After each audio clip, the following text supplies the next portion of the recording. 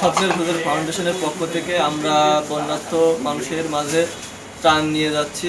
বৃহস্পতিবার আমাদের ত্রাণের মধ্যে আমাদের মুড়ি আছে, চিড়া আছে, গুড় আছে, মোমবাতি, লাইট এবং অন্যান্য জিনিস আছে এবং আমরা চাউল, ডাউল, তেল এগুলো নিয়ে যাচ্ছি প্রায় 2000 লোকের মাঝে এগুলো রান্না করে খাওয়ানোর জন্য আশ্রয় কেন্দ্রে যারা আছে এবং মহিলাদের সহ শিশুদের প্রয়োজনীয় জিনিস আমরা নিয়ে যাচ্ছি।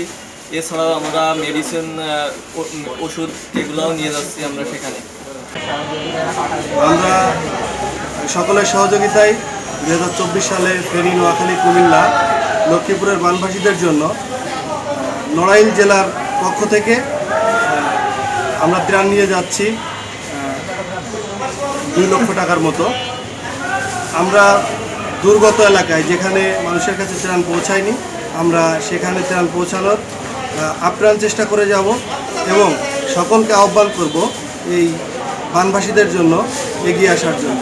আমাদের এখানে বাচ্চাদের জন্য খাবার, শুকনো খাবার এবং অন্যান্য চিকিৎসা সামগ্রী।